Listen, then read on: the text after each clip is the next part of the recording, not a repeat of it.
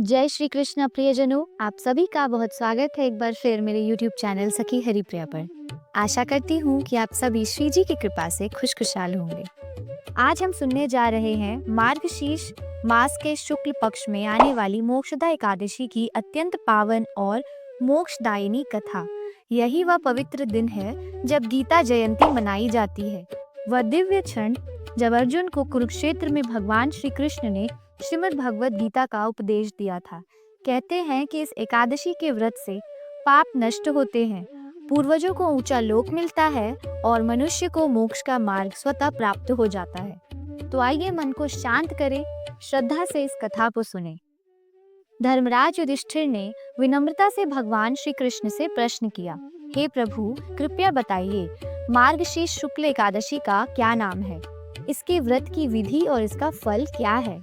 भगवान श्री कृष्ण ने मुस्कुराते हुए कहा, राजन, यह एकादशी मोक्षदा एकादशी कहलाती है। यह वह व्रत है जो मनुष्य को मोक्ष प्रदान करता है, सभी दुखों का नाश करता है और चिंतामणि की तरह सभी इच्छाओं को पूर्ण करता है।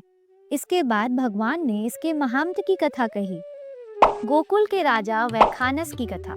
प्राचीन समय में गोकुल नामक नगर में वैखानस नाम के एक धर्मात्मा राजा राज्य करता था।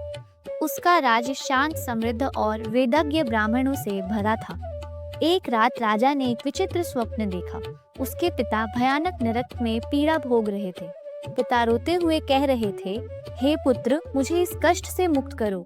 स्वप्न के बाद राजा बेचैन हो उठा। सुबह ही विद्वान ब्राह्मणों के पास पहुंचा और बोला, मैंने अपने पिता को नरक में कष्ट सहते देखा है। हे ब्राह्मण देवताओं, कोई उपाय बताइए जिससे मेरे पिता का उद्धार हो जाए। वह पुत्र व्यर्थ है जो अपने माता पिता और पूर्वजों का कल्याण ना कर सके। ब्राह्मण ने उत्तर दिया, राजन, पास ही पर्वत ऋषि का आश्रम है। वे भूत, भविष्य और वर्तमान के जानकार है। आपकी समस्या का समाधान अब वही बताएंगे। राजा तुरंत पर्वत मुनि के आश्रम पहुंचा। वहां योगी शांत मन से तपस्या कर रहे थे। राजा ने मुनि को साष्टांग प्रणाम किया।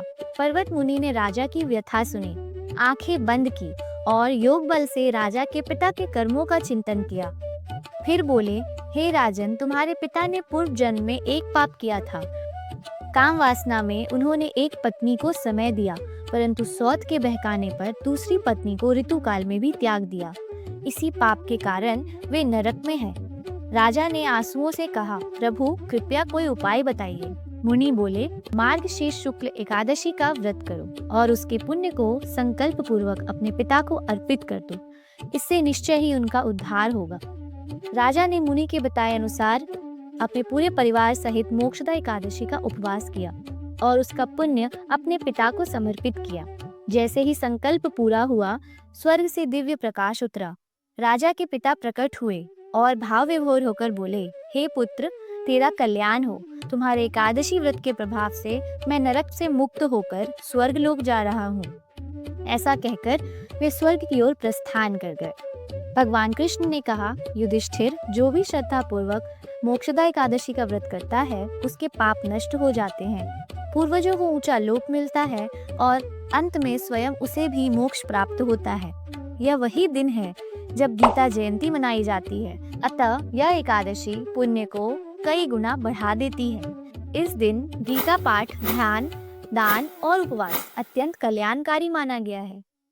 यदि आपको कथा पसंद आई हो तो चैनल को एक लाइक जरूर करें, शेयर करें और सब्सक्राइब करें। जय श्री कृष्णा, जय श्री हरि, जय जय श्री राधे।